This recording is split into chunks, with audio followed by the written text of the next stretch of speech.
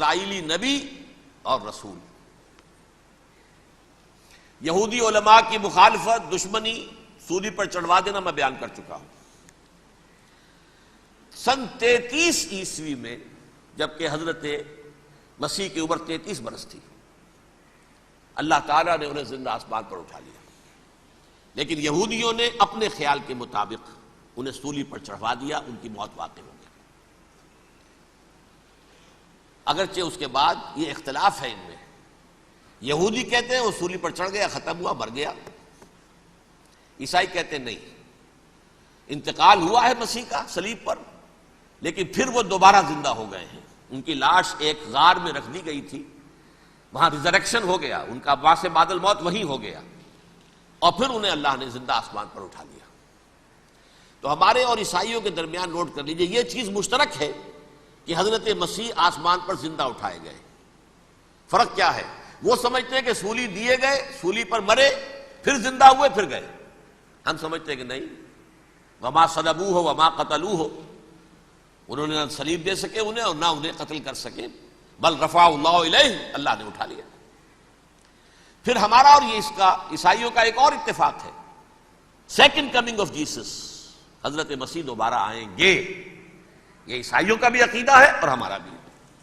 بہرحال تو جیسا کہ میں نے عرض کیا کہ اس وقت یہ عذاب استیصال، عذاب اکبر کے مستحق ہو چکے تھے، لیکن اللہ نے ان کی مدت دراز کی ہے. لیکن ان پر دنیاوی عذاب کا ایک کوڑا جو ہے اللہ تعالیٰ کی طرف سے اسی وقت برسا. دنیاوی عذاب دنیا میں رہتے ہوئے ختم نہیں کیا. 37 برس بعد، حضرت مسیح کے رفع سماوی کے 37 برس بعد، سن 70 میں یہودیوں نے بغاوت کی رومیوں کے خلاف. رومی ٹائٹس جنرل تھا ایک، اس نے پھر جو حملہ کیا ہے، 1,33,000 یہودی ایک دن میں قتل کیا یروشلم میں، اور ہیکل سلیمانی گرا دیا. وہ ہیکل پہلے بھی گرا تھا، پہلے 1400 سال کے دوران میں بھی نبوکدنضر نے گرایا تھا، لیکن پھر اس کے 150 سال بعد انہوں نے دوبارہ بنا لیا تھا، اس لیے وہ اسے سیکنڈ ٹیمپل کہتے ہیں. پہلا ٹیمپل جو حضرت سلیمان نے بنایا تھا، نبوکدنضر نے گرا دیا 587 قبل مسیح میں، پھر دوبارہ انہوں نے 150 سال کے بعد بنا لیا. وہ اس تاریخ کا حصہ ہے، میں نے جس کے بارے میں آپ کو تفصیل نہیں بتائی. اس میں یہ ہوا سن 70 میں وہ گرا دیا گیا، وہ آج تک گرا پڑا ہوا ہے.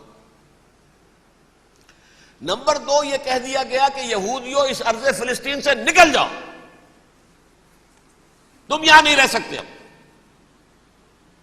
لہذا جس کا جہاں سینگ سمایا چلا گیا، یورپ میں چلے گئے، ایشیا میں آ گئے، عرب میں آ گئے. یہ 3 قبیلے جو رات بھی میں نے عرض کیا تھا، بنو قینقاع، بنو نذیر اور بنو قریظہ، یہ وہاں سے آ کے مدینے میں آباد ہو گئے.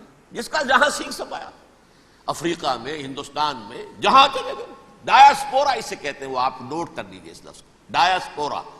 ہمارا دور انتشار، جبکہ ہمیں ہماری اصل سرزمین تو فلسطین ہے، حضرت ابراہیم کا مسکن، حضرت اسحاق، حضرت یعقوب کا مسکن فلسطین، یہ ہے ہماری اصل جاگیر، یہ تو ہماری جدی پشتی جاگیر ہے.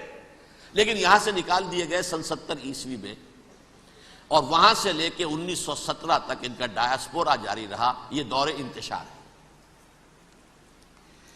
اس دور انتشار کے اب چند حصے ہیں جس کو میں چاہتا ہوں کہ آپ علیحدہ علیحدہ سمجھ لیں.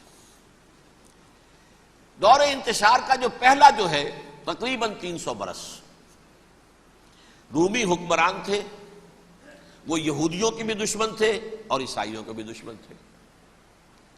عیسائی اور یہودی ایک دوسرے کے بھی دشمن تھے، لیکن رومی سمجھتے تھے کہ یہ ایک ہی تھیلی کے چٹے بٹے ہیں. رومیوں کے نزدیک عیسائی بھی یہودیوں ہی کا ایک فرقہ تھے، کوئی علیحدہ مذہب تو تھا ہی نہیں.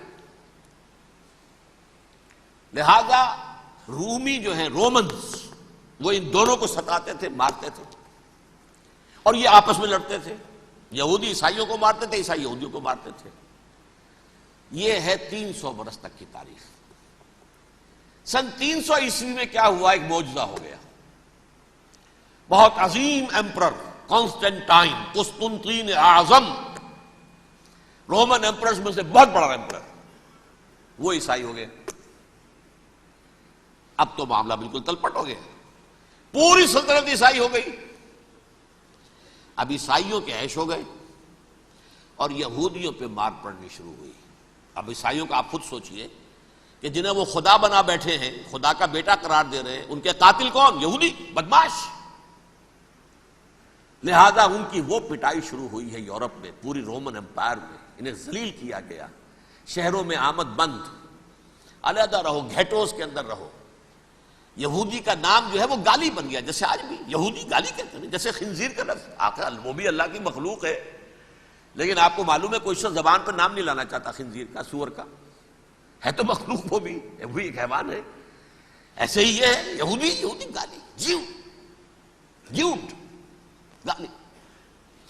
لہذا ایک طرف تو ان دونوں کے درمیان دشمنی، جس کو قرآن کہتا ہے وَأَغْرَيْنَا بَيْنَهُمُ الْعَدَاوَةَ وَالْبَغْضَاءَ،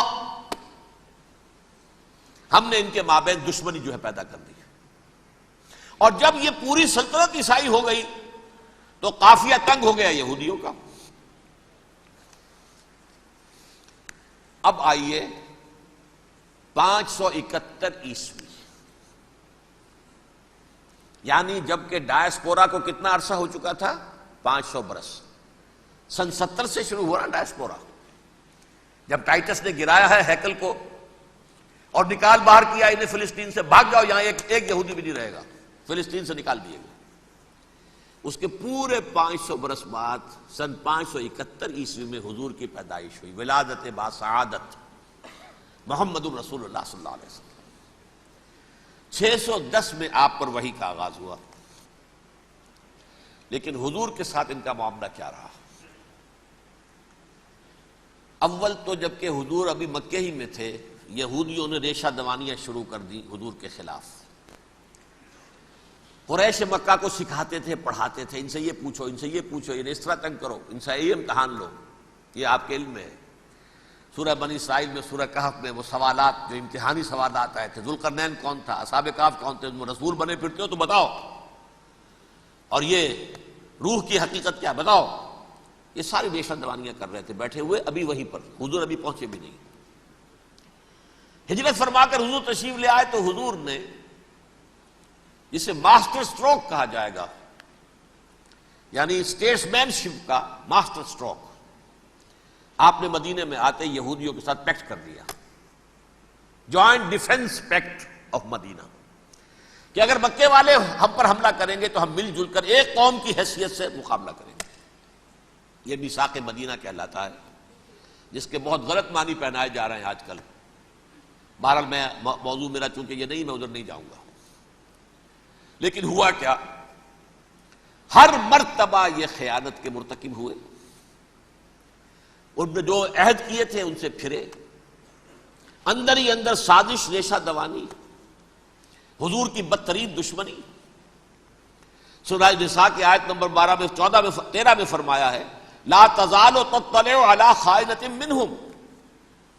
اے نبی، ہمیشہ آپ کے علم میں ان کی طرف سے خیانتیں، بددیانتیاں آتی رہیں گی.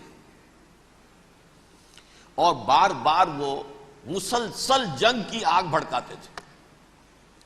قریش کو دعوت دیتے، آؤ آؤ آؤ، ہم اندر سے بغاوت کر دیں گے، تم آؤ تو صحیح، ختم کریں محمد کو اور اہل ایمان کو صلی اللہ علیہ وسلم ورضی اللہ تعالی عنہم اجمعین. لیکن پھر جب وہ آتے تھے تو یہ دبک جاتے تھے، ان میں ہمت نہیں تھی. میدان کے مرد نہیں رہے تھے. کہ سورہ حشر میں ان کا نقشہ کھینچا گیا ہے. کھلے میدان میں مقابلے کی اس کے اندر صلاحیت ہی نہیں ہے. یہ تو فصیلوں کے پیچھے سے، جیسے عورتیں کہیں دیہات میں لڑائی ہوتی ہے تو مرد جو ہے گلیوں میں لڑتے ہیں، عورتیں اوپر سے پتھر پھینکتی ہیں، بس وہ کام یہ کر سکتے تھے. من ورائے جدر، فصیلوں کے پیچھے سے، جنگ میں میدان میں نہیں آ سکتے. بہرحال قرآن مجید میں ہے یہ سورہ مائدہ کی آیت نمبر 64 کلما اوقدوا نارا للحرب اطفاها اللہ. اکثر و بیشتر مواقع پر تو یہ جب آگ بھڑکاتے تھے جنگ کی، اللہ اسے بجھا دیتا تھا. لیکن بہرحال اس کے باوجود جنگیں ہوئی، غزوہ بدر، غزوہ احد ہوئی کہ نہیں. یہ ساری اصل شرارت نہیں. اور اس کے نتیجے میں حضور نے پھر ایک ایک کر کے 3 قبیلوں کو سزا دی. غزوہ بدر کے فوراً بعد بنو قینقاع نکالے گئے مدینے سے. غزوہ احد کے فوراً بعد بنو نذیر نکالے گئے۔